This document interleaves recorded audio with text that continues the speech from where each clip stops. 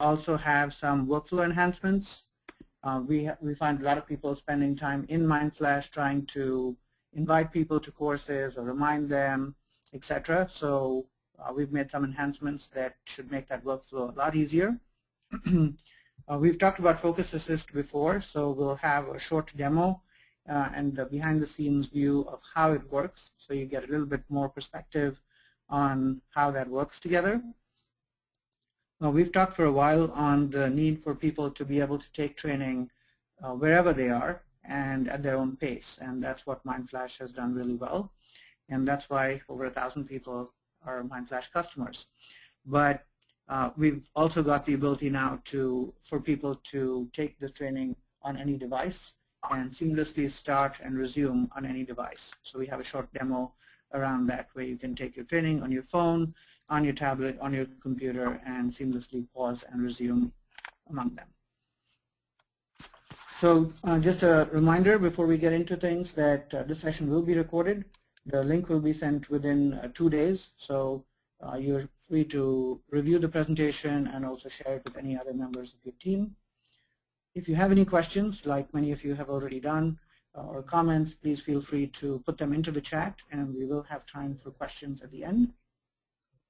We do have a product webinar every Wednesday, excuse me, at 10 a.m. Pacific, and we will have a link to that at the end of the slide, at the end of the presentation. That link will also be available to you in the email that we'll send out after the webinar.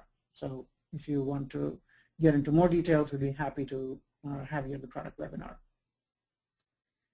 During this presentation, the format we typically follow is we talk about the scenarios where this will be useful, and then we'll give you a demo of how it actually works in the product. So we'll be switching between the scenarios and the product as we go through this. And with that, we'll get going. So we have two pieces that are going to be presented by Gregory Williams. Gregory Williams is one of our customer success managers. He works with a lot of our advanced and pro customers, so he's seen a lot of the challenges that they're trying to solve with Mindflash, and has seen a lot of programs that work and haven't worked. So there's a lot of rich information that he'll be happy to share with you. I'm Randir Vieira. I run the product and marketing team at Mindflash, and so I work a lot with customers and prospects who are trying to use Mindflash to solve business challenges.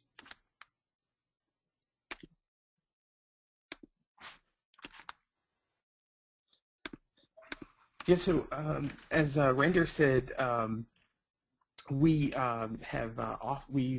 included custom branding in this new release. So for quite a while now, we've allowed you to bring your brand front and center. So we have things like custom URLs. We give you the ability to upload your logo. In this most recent release, we introduced custom certificates. In this release, we're giving you the ability to add custom colors and headers on all trainee-facing pages, including portals, login page, public courses and series, catalogs, and trainee dashboards. We believe that this really rounds out this customized feature set to really, as we said, help you bring your brand front and center. When we talk to customers, they tell us, you know, they want to bring their brand front and center, and so these features really enable that. Hey, Gregory, I just made you the presenter, so you can go ahead and share your screen. Okay. Okay, can you see it there?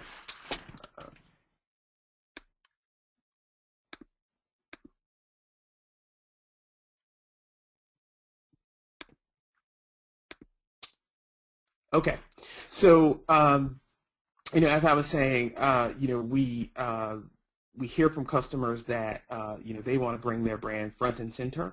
They don't want their trainees to see any Mindflash branding, and so with this release, we're allowing you to do that. So let me show you what this looks like. So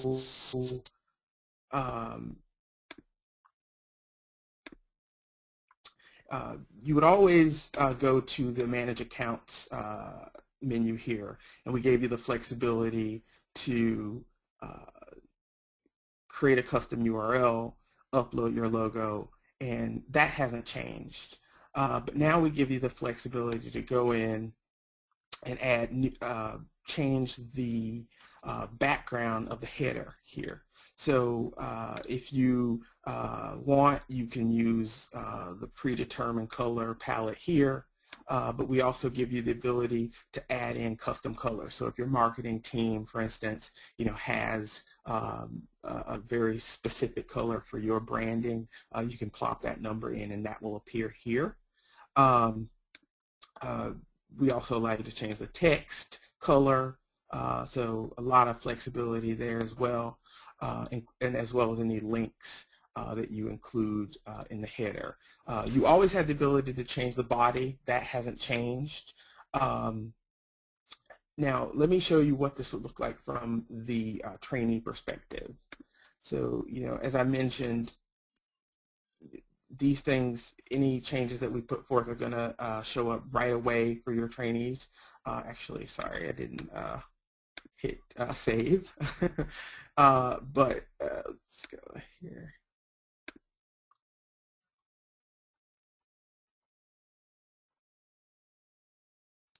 So when you save these changes, they're going to appear for your trainees right away. So that's a really nice thing. So again, you could change the background here a bit, change this, hit apply, and as soon as your trainees go in, they're going to see those changes right away. So again, a lot of flexibility there. I mentioned some of the things that already existed just for those people who maybe haven't ever done this before. I want to make sure I point out the other things. So you can add a custom URL here. So you just need to own that domain. You just click here and you can add that domain here.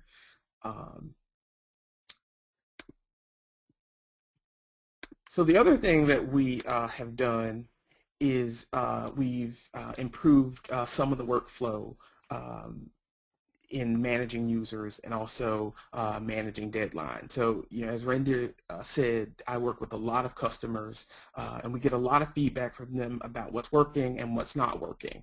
And one of the things we hear a lot is that customers want more flexibility to manage courses and series from the Manage Users page. A lot of people tell us that they spend most of their time in the Manage Users page. And so what we've done is we've given you the ability to now add individuals or multiple users to courses and series directly from the Manage Users page.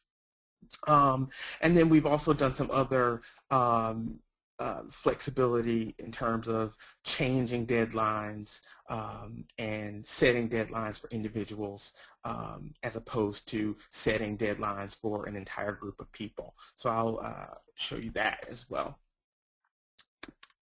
So from the Manage Users page, you've always been able to see what courses and series individuals, if you select their names, are invited to.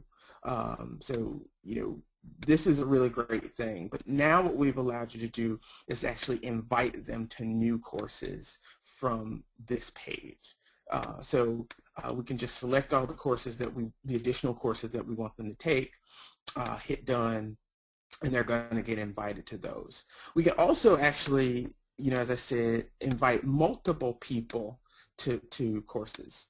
So, it might be that you just created a new course and you just want to invite everybody to it right away. So we select these people that we want to add to this new course. We're going to show you all the courses that the people that we've selected are collectively invited to. So as you can see, all 4 people that I selected are already in Sales Training 101 and New Company, but only 3 of the 4 are in this 5 fun new Mindflash tricks. So I can actually hit apply to all and invite the people that I've selected who aren't invited to this course to it. This is another one, call center. Only 1 of the 4 people have been included in that course. So I can invite the other 3 to that course. In addition, I can invite them to new courses or new series. So this is a really great thing. I think it's going to give people a lot of flexibility to do more work in the Manage Users page, which, as I said, is something that we hear a lot from our administrators. In keeping with the improvements to workflow, one of the things that I find when talking to customers is that they aren't aware that a lot of course management can actually be done right here from the home page in this side pop-out tray. So if you select a course or series here, we give you a lot of information right here. So we give you the number of people who've been invited or who are in progress who haven't completed the course. You can actually remind those people right from here. As well as the people who've missed a deadline. So, you can actually reset all the people who missed the deadline directly from here. If you wanted to, get a bit more granular and see exactly who those 4 people are who are in progress but haven't completed, you can click on this and we'll give you a list. And if you want to get just a sense of everybody here, in all of these categories, you can just click on this Manage tab. And this is going to show you, all of the different people in the course, as well as their status. If they've passed, great. We'll show you what their score is, whether they're invited or in progress. But one new thing you'll notice here is now the ability to adjust deadlines for individuals. So before, you invite a group of people to a course, you set a deadline, and all of those people sort of are under that same deadline parameter. Here we give you the flexibility to really set deadlines at the individual level. So if we click on Diane's deadline, we can give her an extra day, we can give her extra week, and that really doesn't affect any of the other people's deadlines. If there was a person, let's say, who we invited, but they didn't have a deadline, we can actually go ahead and set a deadline for them right now. So again, this is a really cool thing because it gives you a lot of flexibility to manage this on an individual level as opposed to an aggregate level basis.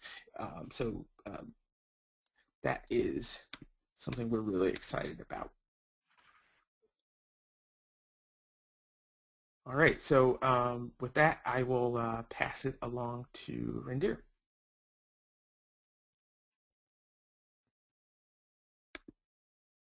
Thanks, Gregory.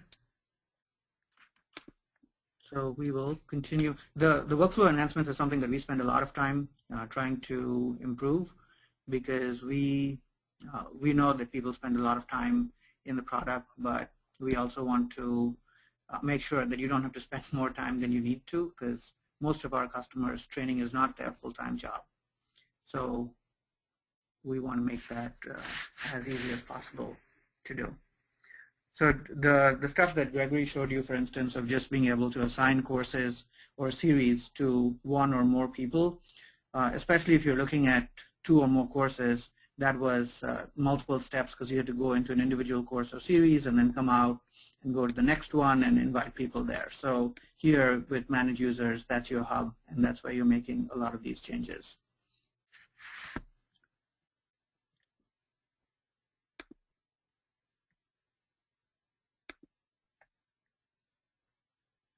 Okay. There's also just a quick reminder that on the trainer homepage as well, there's the right trail, and you'll see this a lot of the functionality that we pack into the right trail. So we've talked about FocusAssist before, and this is kind of a behind the scenes of why you would use FocusAssist, but also how it works. So the questions that some trainers may have is, how can I tell which courses are engaging and which are not? So how can I look across my courses and tell which courses were engaging to trainees and which weren't? Or how can I tell which parts of a course are the most or least engaging? So this is within a course, where am I engaging people and where am I not? And the goal of all of us as trainers is to try and improve our content, because if our content is engaging, then we're getting through to our trainees and we have a better shot at influencing change in behavior, which is the most powerful impact we can have on the business, but also one of the more challenging things to do. And finally, how do I ensure that my trainees don't miss any information because they're distracted? And this is especially important for people who are doing safety or compliance training, where sometimes it is a matter of life and death, where people, if they miss critical information. And we do live in a very distracted world, so how do we use technology intelligently to try and make sure that people don't miss any information? So a lot of this hinges around the use of the engagement score, and this is at the course level. It can be at the slide level, so you can see where your courses were, which courses were engaging or not. You can see within a course which slides were engaging and which weren't. And you can also turn on the FocusAssist option of requiring engagement, which we'll talk about in a second. So FocusAssist is the first this technology is the first time that any learning company has used this type of technology, so we're very proud of it, but we also take that leadership role with a lot of responsibility. There are definitely concerns about this kind of technology from trainers as well as trainees, so we've outlined some best practices that we follow, and we suggest other people using this technology also follow. One of them is that we're very transparent to both the trainers and the trainees on the fact that the webcam is being used. So you'll see that in the wherever we are using those courses, you'll see that come up. The second is that we don't record or store any video, not on the client machine and certainly not on our servers, because we don't need it, and we think that has privacy concerns, so we're not interested in that video. So there's no video being stored or recorded anywhere. And finally, we don't present any of this data at an individual level. We only present it at an aggregate level. So you won't see this data till you have at least 5 trainees go through the course. And we believe that, first of all, it's more important that the data we think is more useful at an aggregate level, and you'll see that in a moment in some of the reports. But also it alleviates some of the privacy concerns of what was John doing at this point, what was David doing. So I'm going to show you what the report looks like here for a second. And this is a report that you would see. This is our FocusAssist. You'll see this on the FocusAssist tab of your advanced report. And this is the course that I picked. You would always see these standard bars, which is the amount of time that a person spent in the course on that slide. Now, there are 2 reasons that somebody may spend time on a slide. One, because the content is engaging, but secondly, because the content is not engaging, and usually engagement is correlated with comprehension. So if people aren't getting the content, they may sit on the slide trying to figure it out. And what we're giving you here is this now additional green line, which is a measure of engagement. And engagement does correlate with comprehension. So if you're finding, for instance, that people are spending a long time on a slide, but the comprehension or the engagement is low, then that's a slide worth looking at. So slide number 4 is worth looking at to see if we can make that a bit better. You can have high engagement and low time spent on the slide, which is great. And sometimes you'll have these dips. When we run these programs internally, I find that when I use PDFs and generally wordy slides, then the engagement tends to drop. No surprise, but you can actually see that data of where you're losing people. And that helps all of us as trainers to invest the time that we need to create more engaging content, which usually does take more time. But this gives you clear data to show that time is well spent, and you'll see that in the engagement scores. So let me give you a little behind-the-scenes view of what's happening and how this works. This is created specifically for this webinar. It is not something that trainees see. I'll show you the trainee view as well in a bit. So this video here is Gary. Gary is our Director of Marketing, and the dots that you see here, there are about 74 dots that you'll see on his face. That's what we're tracking. The software is using the standard webcams, on your mobile device, on your computers, and is tracking the 74 points, and the interaction of those 74 points is how we're computing engagement. So watch for this engagement number up here in the top, and as Gary's face changes, you'll see these dots follow his face, and you'll see that engagement number change. So very high engagement. He's looking at the screen. Now he's looking away from the screen, and you see that engagement number has dropped by about half. Now that might have been because somebody came by his desk, the phone rang, he saw something out of the window, something that was more exciting than the training, and he looked away and the engagement score dropped. All right, so now he's looking back at the screen, and this is so there's something quizzical in his expression there, and you see that engagement score had dropped when he had that quizzical expression, and now it's back up into the 80s.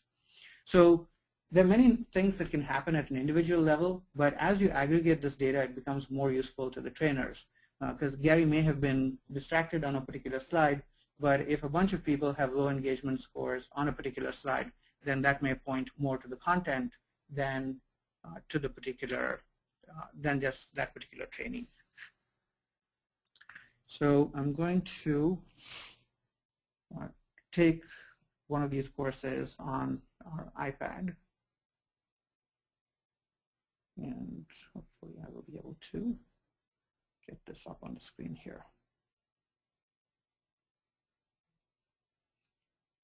Okay, so you should be seeing my iPad, and this is the trainee view.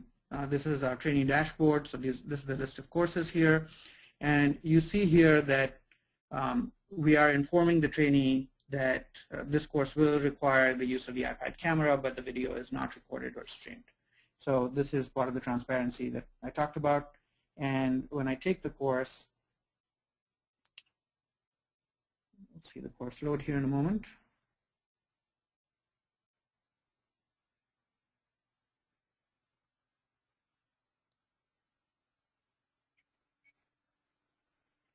So I'm deliberately covering, that's my hand, and I'm deliberately covering the camera. And the course is paused. You heard the narration has stopped. And when I am back in there, it continues. So now you'll hear the narration continue, etc. So this is one of the features where we've enabled the engagement guarantee.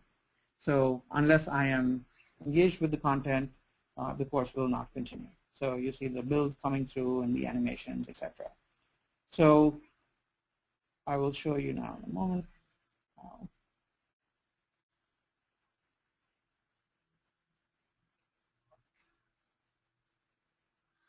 So this is where you would control the settings on your course.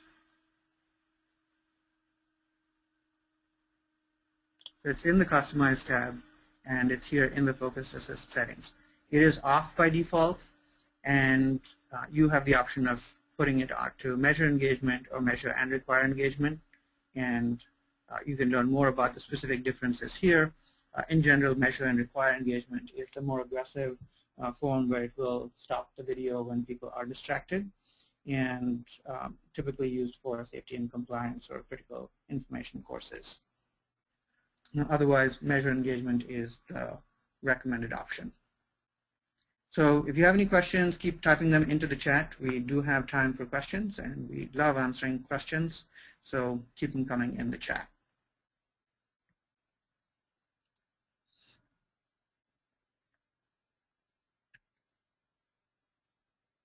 So training on the go has been something that is very important for all of our customers, and more importantly for all of our trainees. We live in an increasingly mobile world where our mobile devices are capable of doing a lot. And so we are used to enjoying our Netflix movies on a phone and then resuming it on a tablet or a computer, and we expect these things to work seamlessly. And there's absolutely no reason why we can't have our content, our training content, work exactly the same way that people expect their movies to work. And hopefully we'll make it as exciting as the movies as well. So I'm going to show you the same concept where we're going to start a course on one device and then move to a different device and just seamlessly pause and resume it.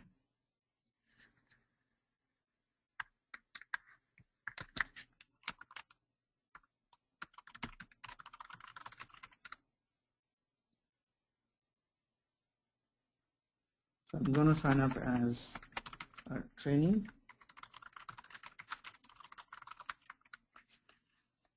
So you'll see my dashboard here, and these are the courses that we saw with the same icon, etc., on the iPad. So I'm going to take a course that I haven't started, and this is the experience that most of our customers and trainees are familiar with. So I'm going to start the course here,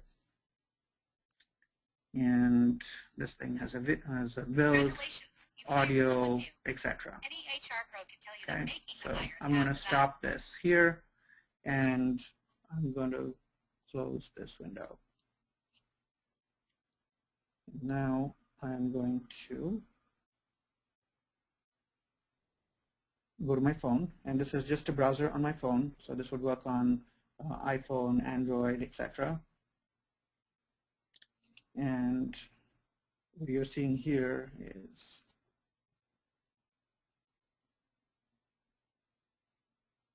okay, I'm being asked to sign in. So the same list of courses. I think I lost. Make sure it's still, there we go. So that's most of things that we saw. Here's the new hires. And you see here it says resume course because it knows that I started the course even though I started the course on a different device. And then I resume the course here. So this is just running in the standard browser. I'm turning this sideways so you can see that this is just running in a browser here. And when I hit the button, congratulations, you've hired someone new. Any HR pro can tell you that making the hire is half the battle. This course will help you with the other half, helping your new employee to feel welcome. And then here, so now I'm going to turn the phone off and then use the iPad app. And we have about 25 to 30% of our trainees taking the courses on the iPad. So definitely something that is used a lot. So I'm going to go back to my dashboard here in the app. And you see the now what course. Now I'm on slide 2, and I resume it here. So this is now my iPad. You can see that on the top, and now I'm resuming right where I was.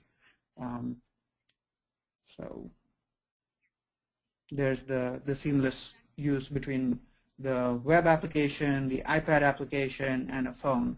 So any of your trainees can use this training regardless of which device that they want to take it on, and regardless of where they start and where they end. The one thing that I will suggest is that if you are going to have content that people will take on mobile devices, please don't pack the slides with lots of text or small font material or small images because it's hard to read on a mobile device. So just keep that in mind as you build your course. And then we always have a section at the end of our webinars on what we're working on and what you can expect to see in the coming few months. So coming soon is our advanced reports are available to both our advanced plan customers as well as our pro customers. Our pro accounts will shortly get updates every 3 times a day, so every 8 hours instead of once a day.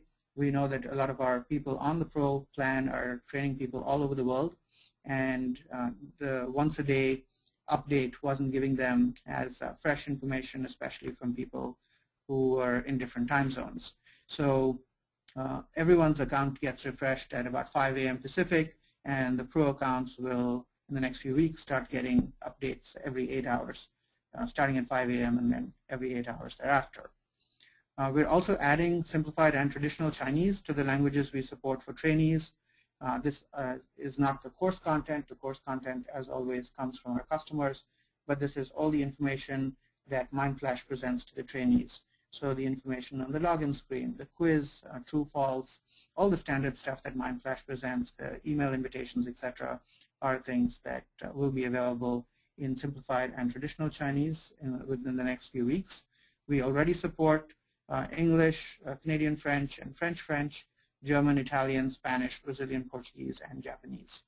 So if you're looking to train people that speak these languages anywhere in the world, that is definitely a good option to consider on the Pro plan. And with that, we now have time for questions. So keep them coming, and Gregory and I will attempt to answer as many of them as we can. So I have, there are a couple of questions. I think we've got some people, we've got definitely a mixed group of folks today. Thank you all for coming. There are some who are experts at Mindflash and have been Mindflash customers for a long time. Thank you. We also have people who are experiencing Mindflash for the first time. So what we're covering today is very specific features that are new or enhancements to things that we have. So it may not make a whole lot of sense if this is your first view of Mindflash. If it is your first view of Mindflash, I would encourage you to start a free 14-day trial on mindflash.com. There is no credit card required. It is a fully functional trial of all the Pro features. We also have a Wednesday demo, which I will, actually that information is up here as well. So we have that information, and I will send it out along with the email after the webinar. So feel free to attend one of that as well. So we have a question from David, who says, when you add a course through Manage Users page, why are they optional and not required courses? Great question, David. It's something that we struggled to put in and still make it usable. We didn't find a way to cram all this functionality in and still offer the option of making courses mandatory or optional. So the only way to make it required is still currently from the course or the course view. But we continue to try and find ways to make it both powerful but also simple, which we know our customers love about Mindflash. All right, so yeah, our Yammer and sorry, Gregory, you wanted to add something? Oh no, I was gonna take this next one. The question was, are Yammer and Mindflash connected? So if by connected you mean the same company or related in that way, no. But we do have an integration with Yammer. So we allow you to invite users via a Yammer integration. So you could essentially import your user list from Yammer into Mindflash. And once that's done, you also can push out course invitations into Yammer. So, think of it as, you have a public course or a course that's only accessible to existing trainees. You can essentially push out that course URL into Yammer, and everyone in Yammer can click on it and then get access to the course. So we give you the ability to invite people, but also sort of market and push out those courses to your Yammer users. Okay, we have a question from Liz. Can you view SCORM files through an iPad? So it's a great question, and Liz, I think, is definitely some of the people who know that all SCORM is not created equal. So SCORM output from one vendor may not always work with SCORM output or SCORM input from another vendor, and there's always the mobile question. So rather than try and say, yes, we support SCORM and then have a bunch of caveats, we support only two very specific file formats. We support Adobe's Captivate export, and we support Articulate Storyline export. And we have extensive help documents on our site on what settings to use in those programs as you export it, so that it plays on Mindflash anywhere that Mindflash plays, so on mobile, etc. But for anyone who's actually used those pieces of software, they are very powerful pieces of software and can deliver outstanding output, but they are also complex. So unfortunately, we do have a long help document to help you through all those settings and checkboxes and radio buttons. But if you follow that, we have done that repeatedly, then the files will play on mobile devices as well as computers. So thank you, Liz. And just a reminder for the other folks, the Adobe Captivate and Articulate Storyline import in this form format is supported on the Pro plan. And yes, Michelle, we will be sending the presentation to all the invitees, everyone who registered. So even in the future, if you can't attend a particular webinar, do register for it so you get the recording or a link to the recording after the webinar. Do we have more questions? Feel free to type them in directly to the chat box.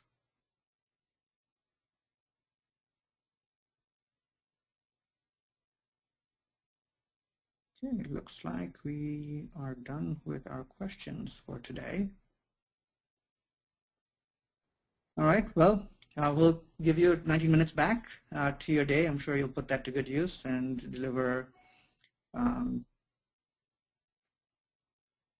right, oh, sorry, I just got a question from Diana. Okay, so Diana, I'm going to have someone from our customer success team follow up with you. It seems like a very specific issue that some of your trainees are experiencing, so thank you for raising it, but we will be in touch with you within an hour to make sure we can get to the bottom of this. So thank you for raising it here. For everyone else, thank you for joining us. We know it's a big commitment to be on this call, but we hope that all the work we've put into developing and delivering these features to you will help you deliver more training, better training, and most importantly, help you see measurable impact on your business. So we look forward to seeing you again at our next webinar. And till then, have a great day. Thank you.